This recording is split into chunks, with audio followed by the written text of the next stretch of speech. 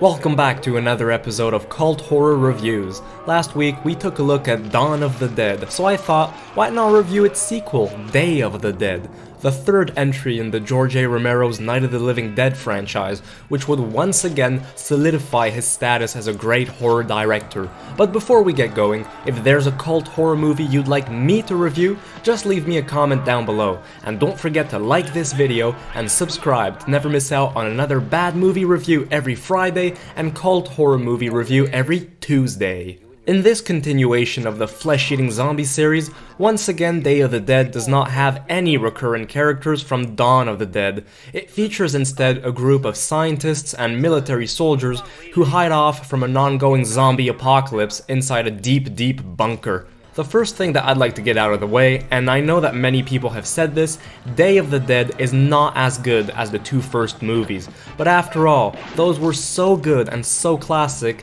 that after a while it's just hard to hold up to them, which is surprising considering that Romero has stated himself that this was his favorite of the whole franchise. Still, I thought it was very good and competent. Once again, it delivers the horror goods that we were all rooting for. I had a lot of fun watching this. I found it interesting how there's a lot of focus on the interactions between the different characters.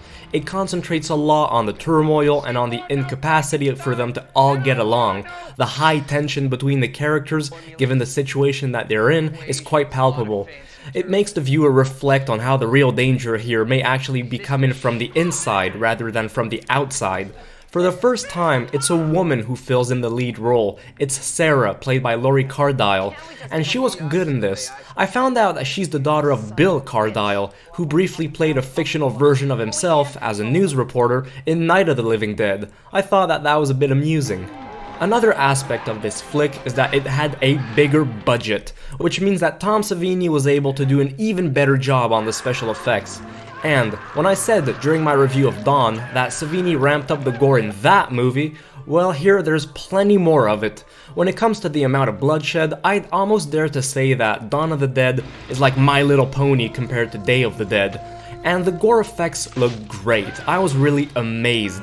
The Living Dead themselves look scarier this time. There was more makeup effects, and they're much more vicious as well, and much more expressive. One other memorable aspect is that there's a scientist who keeps a friendly zombie, if I can call it that, named Bub. A zombie who wasn't out to eat people, but which had been domesticated and almost civilized considering he's an undead creature. He's being taught how to use everyday objects again, like a pen or a book or a music player. It was funny but also pretty heartwarming at the same time. I nominate Bub as one of the most memorable zombies in the realm of that subgenre. Day of the Dead wasn't as financially successful as the previous entries, which meant that the studios didn't go crazy and started pumping out 100 bazillion other zombie movies, but rather audiences had to wait 20 years until 2005 for a fourth pick to come out.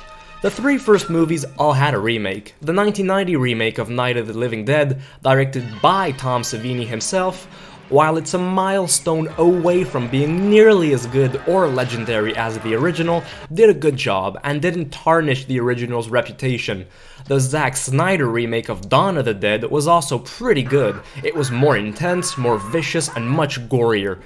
But Day of the Dead didn't seem to have that same sort of luck because there was a 2005 direct-to-DVD sequel which turned out to be inept as hell. Then in 2008 there was an equally terrible direct-to-DVD remake which was nothing more than a cheap and pitiful watered-down rehash of the original. And if that wasn't enough, movie studios didn't seem to get the hint that what was being pumped out was trash, and there was yet another remake in 2017 called Day of the Dead Bloodline, which was supposed to be bottom of the barrel again. And recently the channel Sci-Fi released a Day of the Dead TV show. And guess what? It's no good. They just really didn't know when to stop, did they?